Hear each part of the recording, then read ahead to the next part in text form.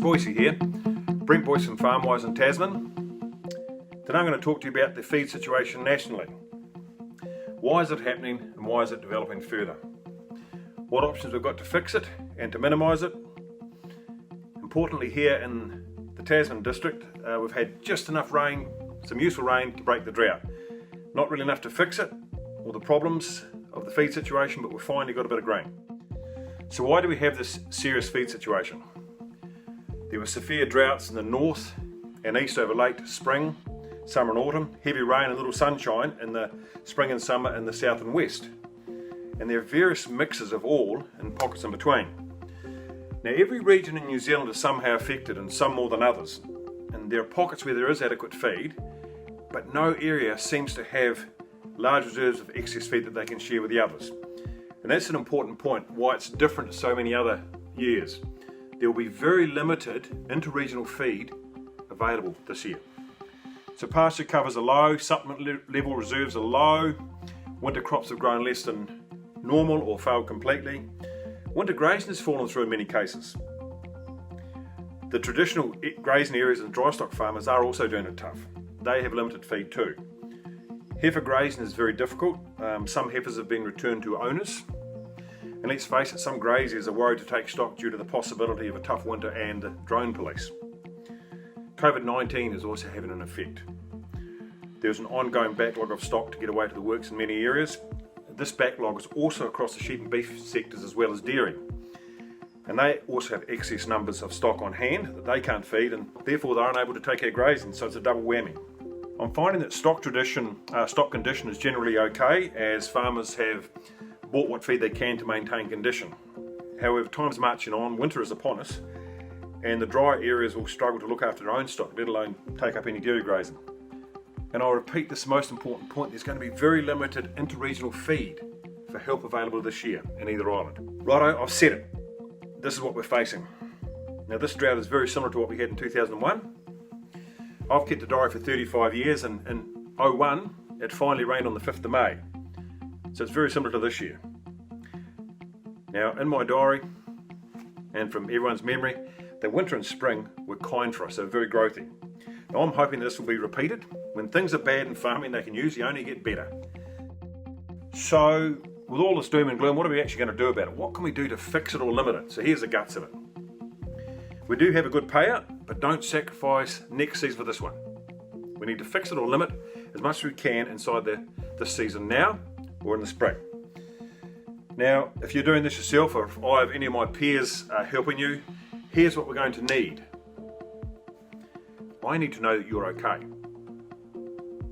I need to know you're okay. I will ask you how you're coping, and I want you to be honest. Okay, and we will discuss these things. Then we will do the numbers, and I need accurate information. I'm going to want pasture covers, on-feed grazing rotation information like your round length, supplement levels, cow numbers and general stock condition, calving dates, crop yields, dates and numbers for stock going to and from grazing if you've got it, expected pasture growth, your views, not just the industry standard, but what you think is going to happen as well, the fertiliser history and your planning for nitrogen and what thoughts we can have there, anything else that will happen will help, and if it's a problem I can help you gather that information, we can collect it as we go. Then we'll make a plan, and this plan will include a detailed feed budget. We'll take that feed budget through to the spring balance date, but I want 3 other things, and this is what we're going to do. I want a grazing rotation plan, just so we get our round length right. This is critical. I want a plan for feeding for all mobs, their pasture areas, supplements and crops on a daily basis. Mob feeding. And then thirdly, we'll start looking even now at a spring rotation planner for calving. The good old SRP. We need to be detailed and diligent with our feed and know where and when the holes are and to what extent we can plug them. We're going to have some information here, we need to fill that. So what levers can we pull? Of course, more fertiliser, particularly nitrogen. You will need to go heavier and more frequently than we would normally advise. Reduce milking frequency if you haven't done it already, once a day, 3 and 2, 10 and 7, etc. There'll also be things like drying off cows early or earlier. You may have already dried off. Make sure stock drench and mineral status are at the optimums. Animal health is critical. There can be no weakness. Use Projib as well as a nitrogen. If you've got Pirina in your region, use Dimlin and with the Projib. You may need to bite the bullet and buy that excess feed, that expensive feed I should say, like PKE. Target some mobs that will get maintenance feeding only. These could be your fat cows, carryovers, later calvers, etc. Prioritise feeding in these mobs. Some animals will likely be fed suboptimally. We need to identify who they are and make a plan. Keep scratching for grazing if you can find it. Stay vigilant with getting cull cows off the farm into the works. Get on the phone. Now when we've done the planning, I need you to monitor the feed and pasture growth rate levels. Do it every week to 10 days. Get out and look. Have a look around, see what's happening. Send that info to me so that we can update our plans and adapt them as the season progresses. Communicate regularly the changes and the options and what we're going to do. We adapt as it unfolds. Financially, there's going to be a cost. We need to understand the picture. We need to do the budgets. And we need to keep your financial team informed regularly. Importantly, don't hide from the situation. Talk to people. Make a plan. Adapt the plan.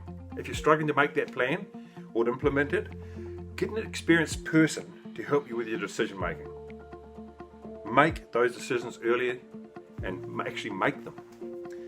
We will get through this together. Keep talking and stay in touch with your people. I just want to say cheers and I wish you good luck for winter and spring. Thank you.